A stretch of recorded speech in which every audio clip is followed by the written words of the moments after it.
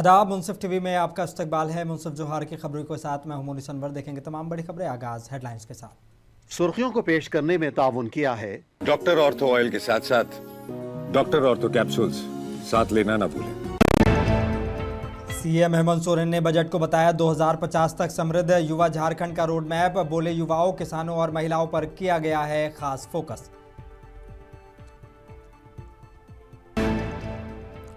Youth Congress के राष्ट्रीय अध्यक्ष की गिरफ्तारी पर मंत्री दीपिका पांडे ने जताया दुख। बोली कांग्रेस सड़क से जेल तक लड़ेगी हक की लड़ाई।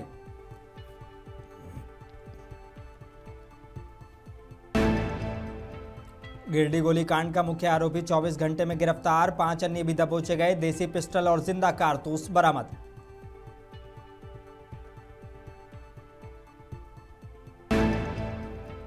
पूर्व मुख्यमंत्री चंपाई सोरेन के पोते वीर सोरेन का मनाली में निधन। मनाली में अचानक तबीयत बिगड़ने से हुई मौत।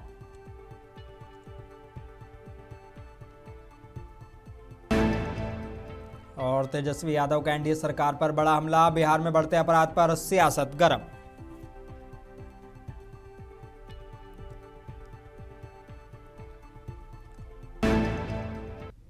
आगाज करेंगे झारखंड की बड़ी और अहम खबरों के साथ। मुख्यमंत्री हेमंत सोरेन ने कल झारखंड विधानसभा में पेश किए गए बजट को राज्य के भविष्य के लिए प्रभाव वाला बताया है। मुख्यमंत्री ने कहा कि इस बजट में समाज के हर वर्ग, विशेषकर युवाओं, किसानों और महिलाओं के हितों का पूरा ध्यान रखा गया है। मंत्री ने कितने विस्तार पूर्वक राज्य के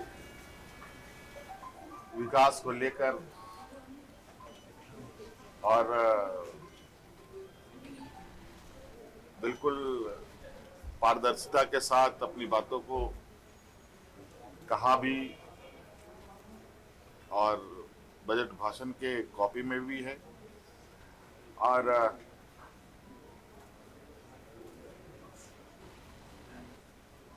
इसका परिणाम भी आपको जमीन पर दिखेगा। सर, जेंडर बजट पर फोकस किया गया है अलग से काफी ज्यादा। समाज के सभी वर्गों किसको हम लोगों ने नजरअंदाज किया है, ये बता दीजिए। कोई छूटा हो तो ये बताएं, तो जरूर उस पर हम लोग, आप लोगों की भावनाओं को हम लोग ध्यान और उस पर चिंता करेंगे।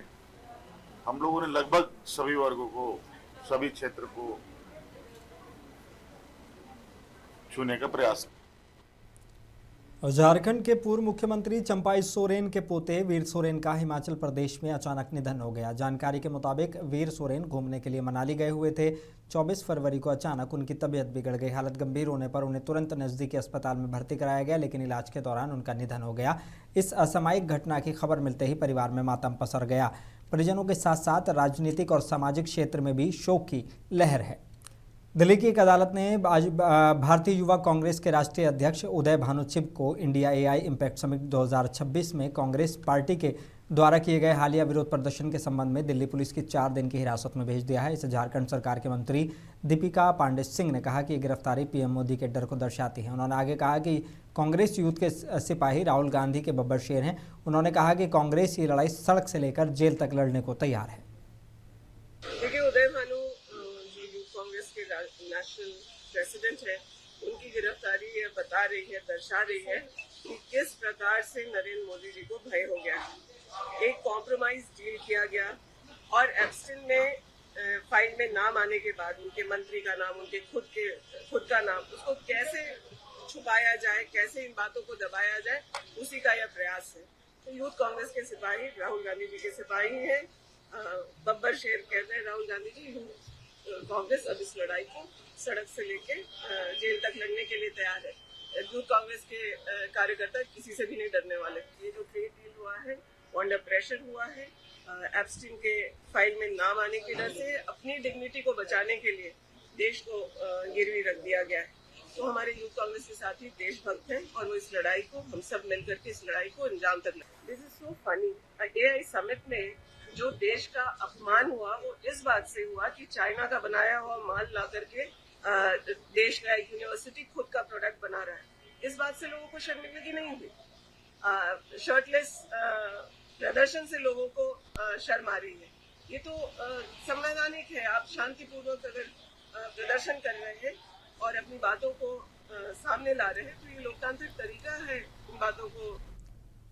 23 फरवरी को नगर निकाय चुनाव का मतदान शांतिपूर्ण तरीके से पूरा हुआ था। इसके बाद 24 फरवरी को राजकीय पॉलिटेक्निक परिसर में एक समीक्षा बैठक बुलाई गई। इस बैठक में चुनाव के अधिकारी, अलग अलग वार्डों के पार्षद प्रत्याशी, मेयर प्रत्याशी और उनके प्रतिनिधि शामिल हुए। बैठक में कुछ उम्मीदवारों ने मतदान के दौरान आई छोटी मोटी समस्याओं की जानकारी दी, जिन्हें अधिकारियों ने नोट किया। अपर समाहर्ता विनोद कुमार ने कहा कि किसी बड़े स्तर की गड़बड़ी की शिकायत नहीं मिली है। अब सबकी नज़र 27 फरवरी को होने वाली मतगणना पर है। वार्ड 18 की पुष्पा कुमारी और वार्ड 20 की नीतू सिंह ने कहा कि जनता का समर्थन मिल रहा है, लेकिन असली तस्वीर नतीजों के बाद ही साफ होगी।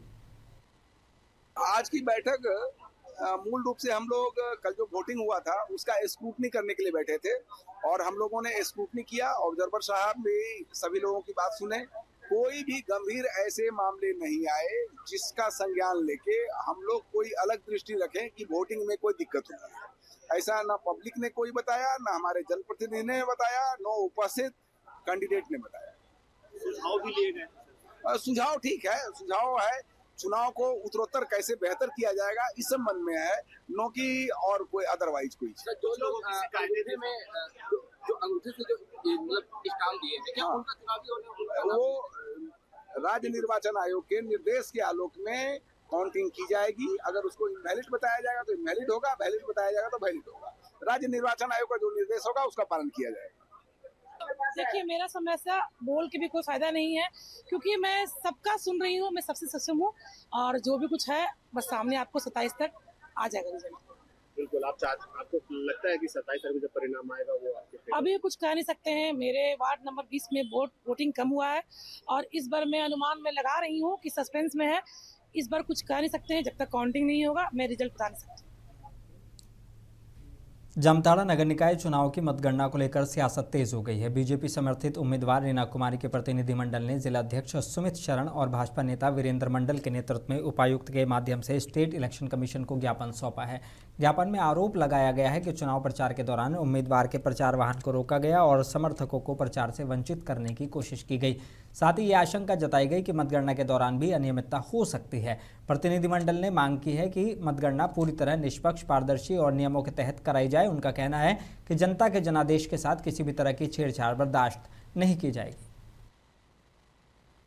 उपायुक्त जी के पास इसीलिए आए थे कि ये चुनाव और मतगणना दोनों में निष्पक्षता बरती जानी चाहिए थी और चाहिए है।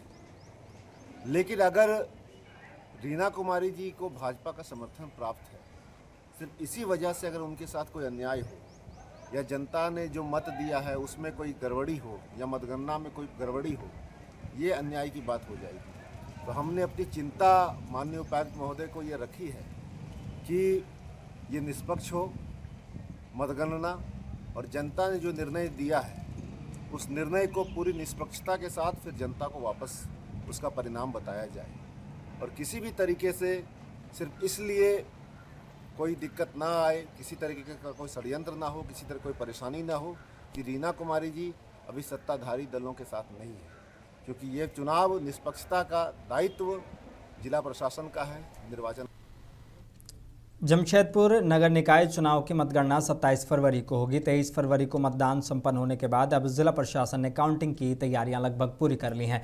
मतगणना जमशेदपुर के प्रखंड परिसर में सुबह 8 बजे से शुरू होगी और मानगो नगर निगम में 48 टेबल लगाए गए हैं और 4 राउंड की गिनती होगी।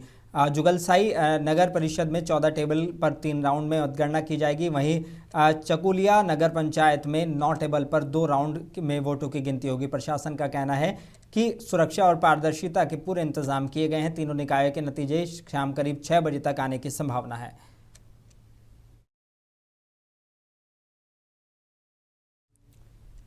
Inter state migrant worker union के बैनर तले जामा प्रखंड के आगोइया गांव में एक बड़ी आम जनसभा का आयोजन किया गया। सभा में यूनियन के महासचिव पनेसाल टुंडू, जिला प्रभारी वकील मरांडी, उपाध्यक्ष रामानंद यादव, मंत्री मनोज राय, प्रधान सोरेन समेत सैकड़ों मजदूर मौजूद रहे। महासचिव पनेसाल टुंडू ने कहा कि मजदूरों के साथ किसी भी तरह का शोषण बर्दाश्त नहीं किया जाएगा। उन्होंने कहा कि प्रवासी मजदूर देश के विकास की रीढ़ हैं और उनके हक की लड़ाई यूनियन हर स्तर पर लड़ेगी। जिला प्रभारी वकील मरांडी ने मजदूरों को सरकारी योजनाओं की जानकारी दी और उनसे इनका लाभ उठाने की अपील की।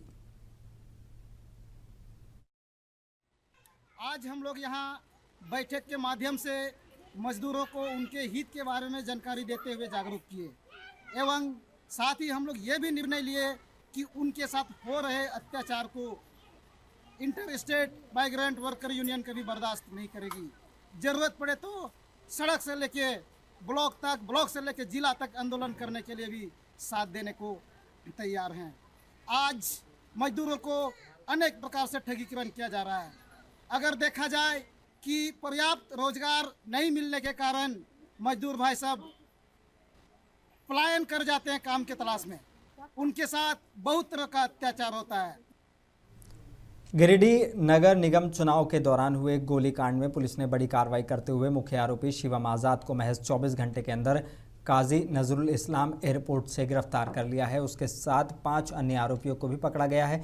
23 फरवरी को वार्ड 18 में झड़प के दौरान फायरिंग हुई थी, जिसमें 2 लोग घायल हुए थे। मामले की गंभीरता को देखते हुए एसआईटी गठित की गई और लगातार छापेमारी की गई। पुलिस ने आरोपियों के पास से देसी पिस्टल और जिंदा कारतूस बरामद किए हैं। प्रशासन ने लोगों से शांति बनाए रखने की और अफवाहों से बचने की अपील की है।